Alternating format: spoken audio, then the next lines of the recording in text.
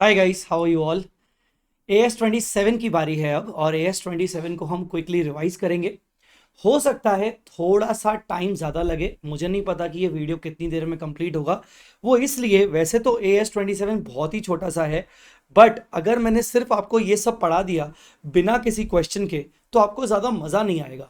तो what I have decided, मैंने ये डिसाइड किया है कि AS27 के साथ साथ मैं आपको उसका मास्टर क्वेश्चन करवाऊंगा। अब वो मास्टर क्वेश्चन क्या है वो आपको मालूम पड़ेगा थोड़ी देर में। अगर आप ये AS27 का चार्ट चाहते हो साथ साथ मास्टर क्वेश्चन, तो आप डिस्क्रिप्शन में चले जाइएगा, आपको डाउनलोड करने का लिंक मिल जाएगा। चलिए शुरू करते हैं। AS27 financial reporting of interest in जेवी, क्योंकि नया स्टैंडर्ड है और थोड़ा सा ऑफ बीट टाइप का स्टैंडर्ड है, थोड़ा सा अलग है, तो मैं जानबूझ के इसको स्लो रखूंगा, ठीक है। तो financial reporting of interest in जेवी, कुल मिला के तीन इंपॉर्टेंट इन्वेस्टमेंट्स होते हैं हमारे। इन्वेस्टमेंट इन सब्सिडरी, जहां पर 50% से ज्यादा इन्वेस्टमेंट होना चाहिए।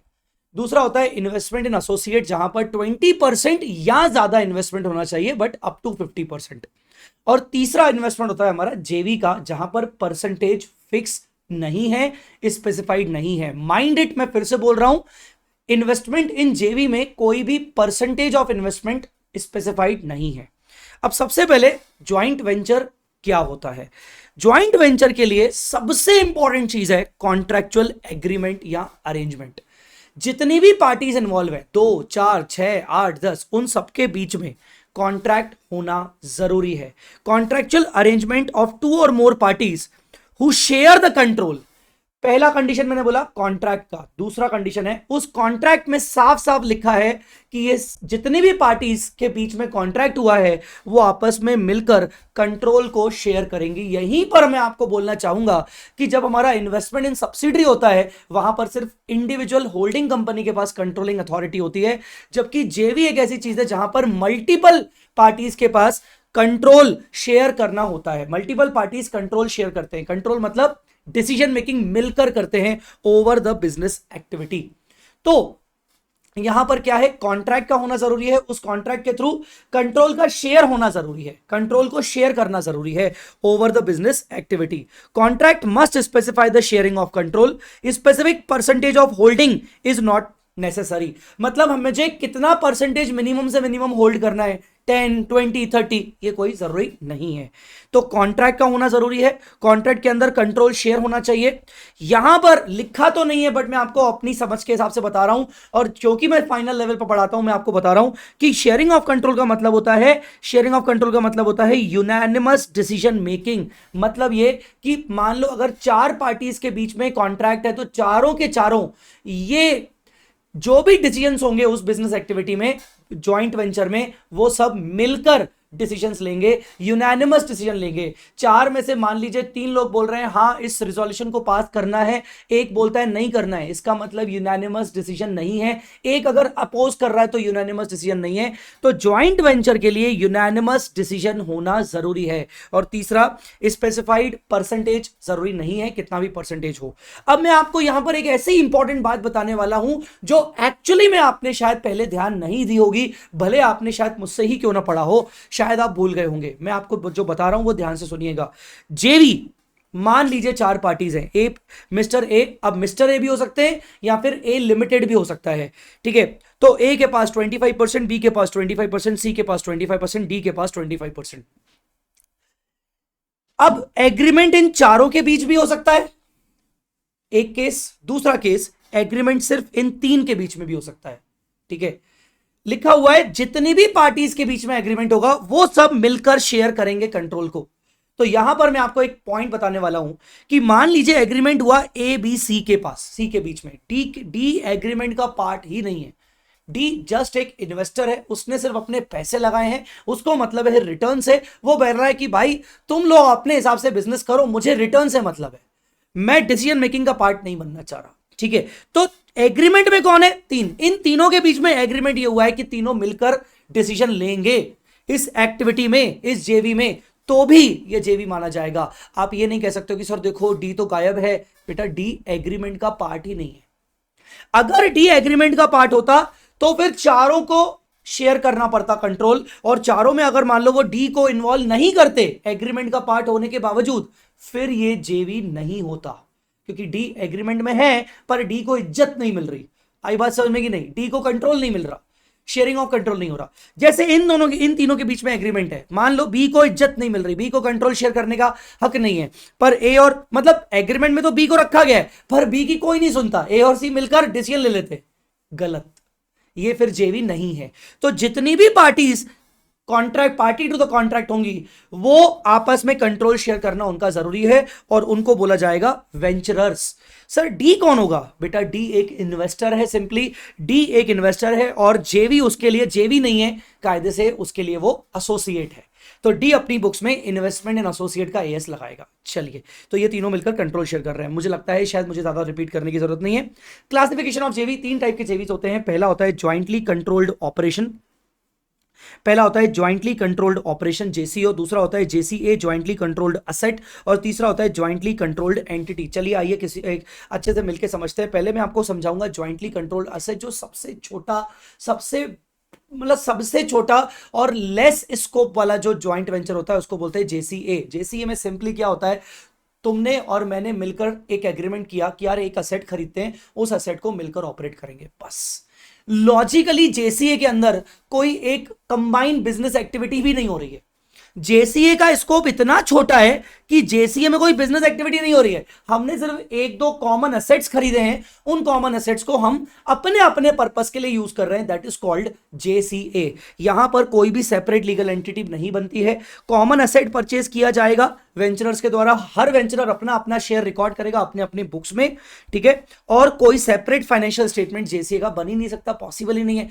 अरे फाइनेंशियल स्टेटमेंट छोड़ो, जेसीए की कोई खुद की बिजनेस एक्टिविटी नहीं है, बस वो एक एसेट खरीदी गई है जिसको शेयर किया गया है, सिंपली। अब उससे थोड़ा ऊपर आता है आपका जेसीओ। जेसीओ में सिर्फ एक दो एसेट पे काम नहीं किया गया, एक दो एसेट मिलकर नहीं खरीदी गई, प्रॉपर एक बिजनेस एक्टिविटी की जा रही है। बट दिक्कत बस ये है कि नो सेपरेट लीगल एंटिटी। मान लीजिए दो बिल्डर्स ने मिलकर बोला कि यार एक काम करते हैं, एक प्रोजेक्ट बनाते हैं, तू भी अच्छा है बिल्डर, मैं भी अच्छा हूं। पुणे में ना दो बड़े बिल्डर्स ने मिलकर एक नया प्रोजेक्ट लॉन्च किया, एक नए नाम से लॉन्च किया।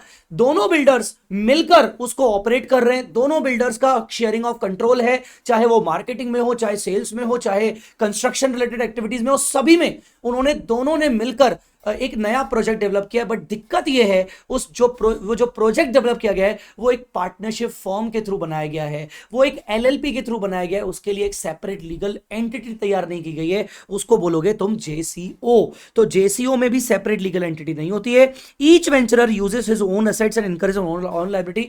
मैंने आपको कंस्ट्रक्शन का एग्जांपल दिया, दो बिल्डर्स का एग्जांपल दिया। हो सकता है एक बिल्डर का काम कुछ हो, दूसरे बिल्डर का काम कुछ हो, दोनों अपना अपना काम उस पर्टिकुलर प्रोजेक्ट के अंदर करेंगे। हो सकता है कोई अपनी अपनी तरफ से असेट्स भी लेके आए और अपनी अपनी लायबिलिटीज भी इनकर करें। JCO does not have it's separate financial statements. यहां पर भी सेपरेट फाइनेंशियल स्टेटमेंट नहीं होता। तो यहां पर होगा क्या, हर एक बिल्डर अपनी अपनी बुक्स में अपना अपना रेवेन्यू रिकॉर्ड करेगा, अपना अपना share of revenue, share of income, share of expense, share of asset and liability record करता है उस पर्टिकुलर बिजनेस एक्टिविटी का। अगर आप मुझसे पूछो कि जेसीओ और जेसीए में फर्क क्या है, तो जेसीए में इक्का दुक्का कोई असेट मिलकर खरीदी गई है, जेसीओ में पूरा बिजनेस चल रहा है पर एक सेपरेट लीगल एंटिटी के थ्रू नहीं चल रहा है। और यहीं पर अगर मैं इसमें बोलूं कि पूरा बिजनेस चल रहा है सेपरेट लीगल एंटिटी के थ्रू चल रहा है, तो वो बन जाएगा जेसीई। जेसीई सेम टू सेम जेसीओ जैसा होता है, बट उसको बाकायदा एक प्रॉपर कंपनी इनकॉर्पोरेट करके बनाया गया है। Separate legal entity is created, it has its own books and financial statement. अब क्योंकि सेपरेट लीगल एंटिटी है, कंपनी है, तो इसके खुद के फाइनेंशियल स्टेटमेंट्स बनेंगे, इसके खुद के बुक्स ऑफ अकाउंट्स होंगे। इसके खुद के बुक्स ऑफ अकाउंट्स होंगे तो सारे के सारे असेट्स लायबिलिटीज, इसकी जो बिजनेस एक्टिविटी चल रही है उस बिजनेस एक्टिविटी में जो भी असेट्स लायबिलिटीज इनकम्स एक्सपेंस होंगे वो सब उसी के जेवी के बुक्स ऑफ अकाउंट्स में ही दिखेंगे, ठीक है। Each venturer has defined share in net assets and net profit of JCE. अब जेसीई मतलब जो ज्वाइंट कंट्रोल एंटिटी है, ये जितना भी प्रॉफिट कमाएगी उस प्रॉफिट में हर एक वेंचरर का अपना अपना हिस्सा होगा। जो हिस्सा जैसे हम होल्डिंग कंपनी सब्सिडरी में उसका हिस्सा होता है, वैसे ही इन्वेस्टर का हिस्सा, वेंचरर का हिस्सा जेसीई में रहेगा, ठीक है। और यहां पर जो इन्वेस्टर है वो फॉलो करेगा प्रोपोर्शनेट कंसोलिडेशन मेथड। सर ये क्या होता है बेटा? बिल्कुल सेम टू सेम कंसोलिडेशन की तरह होता है। कंसोलिडेशन होल्डिंग सब्सिडरी में तुम क्या करते हो? Parent company, holding company 100% assets record करती है, 100% लाइबिलिटीज रिकॉर्ड करती है, और उसके अपोजिट साइड वो माइनॉरिटी इंटरेस्ट रिकॉर्ड करती है से 20%। अगर मेरा 80% शेयर है असेट लाइबिलिटी में, तो मैं 100% असेट्स रिकॉर्ड करूंगा, 100% लाइबिलिटी रिकॉर्ड करूंगा और 20% माइनॉरिटी रिकॉर्ड करूंगा। यहां पर बस पॉइंट ये है कि अगर मान लीजिए मेरा 30% शेयर है इस जेसीई में, ज्वाइंट कंट्रोल एंटिटी में, तो मैं नेट उस जेसीई के 30% एसेट्स रिकॉर्ड करूंगा, उस जेसीई के 30% लाइबिलिटी रिकॉर्ड करूंगा, बस मैं कोई माइनॉरिटी इंटरेस्ट रिकॉर्ड नहीं करूंगा। जैसे तुम वहां पर सब्सिडरी में कॉस्ट ऑफ कंट्रोल बनाते हो, गुडविल कैपिटल रिजर्व निकालते हो, सेम टू सेम तुम यहां निकालोगे। यहां पर भी तुम्हारा वही फॉर्मूला होगा, सेम टू सेम फॉर्मूला होगा। इन्वेस्टमेंट हमने जो किया है 30%, फॉर एग्जांपल जो भी इन्वेस्टमेंट कॉस्ट है उसको हमने कंपेयर किया 30% ऑफ नेट असेट्स के साथ, 30% of net assets, fair value of net assets के साथ, जिसमें हम जेसीई का इक्विटी शेयर कैपिटल और प्री एक्विजिशन प्रॉफिट का कुल मिला के 30% कर रहे हैं। बस इस तरीके से गुडविल कैपिटल रिजर्व निकलेगा। बस प्रोपोर्शनेट कंसोलिडेशन का मतलब, इसमें दो बातें आपको ध्यान रखनी है, जैसे कंसोलिडेशन होता है वैसा का वैसा होगा, और दूसरा यहां पर माइनॉरिटी इंटरेस्ट नहीं निकलेगा, और होल्डिंग कंपनी मतलब इन्वेस्टर बस अपना प्रोपोर्शनेट शेयर ऑफ असेट्स और लाइबिलिटीज लेके आएगा। इसमें प्रोपोर्शनेट कंसोलिडेशन मेथड इस तरीके से फॉलो होता है। आइए, तो प्रोपोर्शनल कंसोलिडेशन मेथड सिर्फ जेसीई के लिए फॉलो होता है। अगर बात करें जेसीए में, तो बस यहां पर एक दो असेट है, अपना अपना शेयर रिकॉर्ड कर लिया। जेसीओ में भी असेट, लाइबिलिटी, इनकम, एक्सपेंस का अपना अपना शेयर अपनी अपनी बुक्स में रिकॉर्ड कर लिया। ठीक है, तो venturer shall consolidate its own share of assets, liabilities, revenues, expenses. जैसे हम कंसोलिडेट बैलेंस शीट और पी&एल बनाते हैं वैसे का वैसे बनेगा, बस अपना शेयर लेके आना है, अपना शेयर लेके आना है। आई बात समझ में कि नहीं? जैसे तुम होल्डिंग सब्सिडरी में कंसोलिडेट पी&एल भी जब बनाते हो, तो तुम सब्सिडरी का रेवेन्यू 100% लेके आते हो, सब्सिडरी का इनकम एक्सपेंस 100% लेके आते हो, और नीचे तुम दिखाते हो प्रॉफिट एट्रीब्यूटेबल टू माइनॉरिटी। इसमें तुम्हें ऐसा नहीं करना है, तुम्हें उसके जेवी के रेवेन्यू का 30% लेके आना है, जेवी के एक्सपेंस का 30% लेके आना है, दैट्स इट। ठीक है, तो no minority interest unlike subsidiary company. Goodwill capital of जैसे निकलता है वैसा का वैसा निकलेगा by preparing the cost of control, बिल्कुल वैसा का वैसा निकलेगा। Last but not the least, यहां पर ट्रांजैक्शंस बिटवीन वेंचरर एंड जेवी, मान लीजिए वेंचरर एंड जेवी के बीच में ट्रांजैक्शंस हो रहे हैं। फॉर एग्जांपल ए और बी मिलकर इन्होंने एक जेवी ओपन किया। अब मान लो ए लिमिटेड जेवी को गुड्स बेच रहा है या जेवी बी को गुड्स बेच रही है, तो अगर ये ट्रांजैक्शन आपस में हो रहे हैं तो बस इसमें आपको ध्यान रखना है। तो ध्यान से सोचो, अगर ए लिमिटेड जेवी को बेच रहा है तो logically A limited A B को बेच रहा है, तो ए लिमिटेड ए बी को बेच रहा है, तो बेसिकली वो जेवी से अगर कमा रहा है तो आधा तो वो खुद से कमा रहा है। तो यहां पर जो भी ट्रांजैक्शंस जेवी और वेंचरर के बीच में होंगे, तो वेंचरर अपने खुद के शेयर ऑफ प्रॉफिट को रिकॉर्ड नहीं करेगा, क्योंकि वो खुद से कमाए हुए प्रॉफिट को कैसे रिकॉर्ड कर सकता है? तो venturer shall not record it's own share of profit और लॉस मेड फ्रॉम और मेड थ्रू जेवी। तो बेसिकली वेंचरर अपने शेयर का प्रॉफिट रिकॉर्ड नहीं करेगा। जैसे ए ने ए बी को बेचा, तो उसने लॉजिकली ए से और बी से कमाया, तो ए ने जो ए से कमाया वो रिकॉर्ड नहीं होगा, पर ए ने जो बी से कमाया वो रिकॉर्ड होगा। ठीक है, own share of loss can be recognised only when there is a reduction to the NRV of goods and there is an impairment. Profit तो बिल्कुल भी रिकॉग्नाइज नहीं करेंगे। क्या अपने शेयर का लॉस रिकॉर्ड कर सकते हैं? अगर लॉस तभी रिकॉर्ड करेंगे जब एक्चुअल दिख रहा है कि रिडक्शन हुआ है गुड्स की एनआरवी में या फिर इंपेयरमेंट हुआ है असेट्स में, तो रिकॉर्ड करेंगे। Assets, inventories purchase and recorded by venturer shall exclude its own share of profit, तो अपना शेयर ऑफ प्रॉफिट उसमें एक्सक्लूड किया जाएगा। बस ये बस इतना सा पॉइंट है, ज्यादा इंपॉर्टेंट नहीं है, ध्यान रखिएगा। थियोरेटिकली या फिर एमसीक्यू के लिए इंपॉर्टेंट हो सकता है। बस बेटा इतना ही था आपका AS 27 financial reporting of interest in जेवी। बट आपको मजा तब आएगा जब मैं आपको एक मास्टर क्वेश्चन करवाऊंगा। अब ये मास्टर क्वेश्चन क्या है, ध्यान से देखिए, और मैं बताता हूं कि वो मैं आपको क्यों करवाना चाह रहा हूं। मास्टर क्वेश्चन है, मैंने अपने किताब में डाला हुआ है। होल्डिंग कंपनी है, उसकी एक सब्सिडरी है, और होल्डिंग ने एक जेवी में भी इन्वेस्टमेंट किया है, और होल्डिंग ने एक एसोसिएट में भी इन्वेस्टमेंट किया है। ठीक है, मैं आज का जो जिस दिन मैं ये वीडियो रिकॉर्ड कर रहा हूं उस दिन सीए फाइनल एफआर का पेपर हो चुका है, और मैंने एफआर का जब रिव्यू किया पेपर में, तो मैंने एफआर के पेपर में मैंने बताया कि भाई पहला जो क्वेश्चन आया था उसमें कंसोलिडेशन का ही क्वेश्चन आया था, जिसमें होल्डिंग, सब्सिडरी और एसोसिएट थे। ठीक है। अब वो मेरा वीडियो कुछ इंटर वाले बच्चों ने देख लिया, और वो जब इंटर वाले बच्चों ने देखा तो इंटर वाले बच्चों के कमेंट्स आने लगे कि सर फाइनल में पहली बार ऐसा क्वेश्चन आया है जहां होल्डिंग सब्सिडरी के साथ एसोसिएट है, मतलब आपको कंसोलिडेशन भी करना है और इक्विटी मेथड भी लगाना है, तो सर ऐसा इंटर में आने के चांसेस तो नहीं है। तो मैंने सोचा ठीक है, इस बहाने मैं उन बच्चों को करवा देता हूं क्वेश्चन। अब ऐसा नहीं कि मैं कोई अपनी हीरोगिरी दिखा रहा हूं, अगर आपको लगता है कि नहीं यहां से सुनना बेकार है, बस हमारा हो चुका है, तो यहीं पर बंद कर देना वीडियो, कोई बात नहीं। पर मैं आपको बता दूं ये पर्टिकुलर क्वेश्चन मैंने अपनी क्लास में भी करवाया था। जब मैं AS27 करवा रहा था, मेरा यूट्यूब पे अवेलेबल है पूरा AS27 का वीडियो, लॉन्ग वीडियो, तो मैंने ये क्वेश्चन करवाया था, बस मैंने उसको लिखवाया था, अब मेरा प्रिंटेड फॉर्म में है। तो मैं आपको करवाने की कोशिश करूंगा, 10 मिनट लूंगा, 10 मिनट में आपको समझ में आ जाएगा कि कुछ भी नहीं है बेटा क्वेश्चन में। और सही बात है, तैयारी करके जाने में क्या प्रॉब्लम है। तो एक होल्डिंग कंपनी है, सब्सिडरी है उसकी, जेवी है उसकी, एसोसिएट है। अब आप ध्यान से देखिए, होल्डिंग कंपनी का 80% इन्वेस्टमेंट है सब्सिडरी में, होल्डिंग कंपनी का इन्वेस्टमेंट 50% जेवी में है, होल्डिंग कंपनी का इन्वेस्टमेंट 30% एसोसिएट में है। तो ये तीनों के तीनों इन्वेस्टमेंट होल्डिंग कंपनी ने करके रखे हैं रिस्पेक्टिव कंपनीज में। अब देखो अल्टीमेटली हमें सब्सिडरी कंपनी के ऊपर प्रॉपर कंसोलिडेशन अप्लाई करूंगा, अलग तरीके जैसे करते हैं सेपरेटली। जेवी के ऊपर मैं प्रोपोर्शनेट कंसोलिडेशन करूंगा, जेवी मान लो सेपरेट लीगल एंटिटी है, जेसीई है, मैं उसके ऊपर प्रोपोर्शनेट कंसोलिडेशन करूंगा, एमआई नहीं निकालूंगा। और एसोसिएट का बेटा मैं कंसोलिडेशन नहीं करूंगा, एसोसिएट का जो 160 का इन्वेस्टमेंट है मैं उसको इक्विटी मेथड लगाऊंगा, बस यही करना है। तो सबसे पहले बात करते हैं सब्सिडरी की। अच्छा, सारे के सारे एक्विजिशंस किस दिन किए गए? 1 जुलाई को किए गए। बैलेंस शीट डेट क्या है? बैलेंस शीट डेट है 31 मार्च 24। और opening balance of reserves and surplus इन सबका दिया हुआ है, रिजर्व एंड सरप्लस सब्सिडरी का, जेवी का और एसोसिएट का।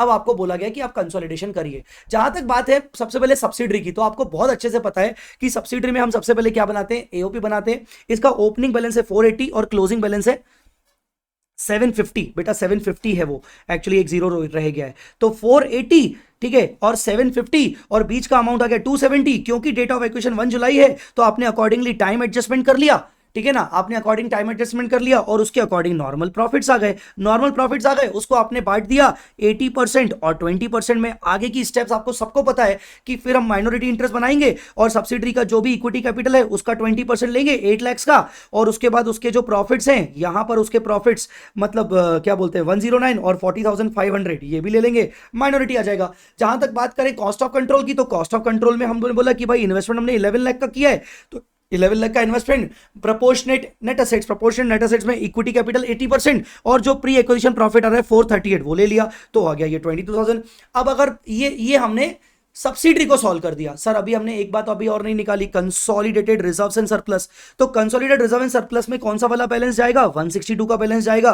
होल्डिंग कंपनी का रिजर्व एंड सरप्लस दिया हुआ है 9 लाख, तो ध्यान से नीचे अगर आप जाओगे तो नीचे आप ध्यान से देखिए, ये आपका 9 लाख भी आ गया, ये आपका 162 का सब्सिडरी से जो पोस्ट एक्विजिशन प्रॉफिट है वो भी आ गया। अब आप क्या करोगे? अब आप जेवी का करोगे। ये आपका हो गया था पहला सब्सिडरी का, अब आते हैं दूसरा जेवी का। जेवी में आप प्रोपोर्शनेट कंसोलिडेशन करते हो तो एज इट इज एओपी बनाओगे। एओपी बनाओगे तो ओपनिंग प्रॉफिट कितना है? ओपनिंग प्रॉफिट 150 है, क्लोजिंग प्रॉफिट कितना है? 450 है। तो ध्यान से देखिए, आपका ओपनिंग 150 है, क्लोजिंग 450 है, तो बीच का प्रॉफिट 3 लाख आ गया। क्योंकि डेट ऑफ एक्विजिशन 1 जुलाई की, तो टाइम एडजस्टमेंट होगा। टाइम एडजस्टमेंट होने के बाद कोई और एडजस्टमेंट नहीं है, जैसे अगर होता डिविडेंड वगैरह तो वैसा का वैसा कर लेते। और यहां पर final pre profits and post profits आ गए, उसमें हमने सिर्फ इन्वेस्टर का 50% निकाला। आप ध्यान से देखिए, माइनॉरिटी इंटरेस्ट हमने नहीं निकाला। फिर हमने कॉस्ट ऑफ कंट्रोल बनाया, जैसे नॉर्मली बनाते हैं। मैंने आपको बोला था कि जैसे नॉर्मली कॉस्ट ऑफ कंट्रोल मैंने आपको बताया था, यहां जैसे बनाते हैं वैसा का वैसा बनाएंगे। तो इन्वेस्टमेंट हमारा कितना है एसोसिएट जेवी में? 5 लाख रुपीज का, तो 5 लाख रुपीज का इन्वेस्टमेंट है। उसके बदले में हमारा नेट एसेट्स का शेयर कितना है? नेट एसेट्स का शेयर जेवी 6 लाख, 6 लाख में 50% मतलब 3 लाख, और ऊपर से जो 112,500 प्री एक्विजिशन प्रॉफिट का शेयर आया, ये हमारा निकल गया गुडविल। तो यहां से एक गुडविल आ गई, दूसरी गुडविल यहां से आ गई, गुडविल 22 और गुडविल 87,500 आ गई। दो गुडविल हमारी आ गई, बस और कुछ करने की जरूरत नहीं है, माइनॉरिटी निकालने की जरूरत नहीं है। अब तीसरा हमने देखा एसोसिएट कंपनी का। एसोसिएट कंपनी में इन्वेस्टमेंट हमारा कितना है? एसोसिएट कंपनी में इन्वेस्टमेंट है हमारा 160 का। हमें सिर्फ इन्वेस्टमेंट को रिवैल्यू करना है इक्विटी मेथड के हिसाब से। तो सबसे पहले हम इक्विटी मेथड लगाएंगे on the date of investment.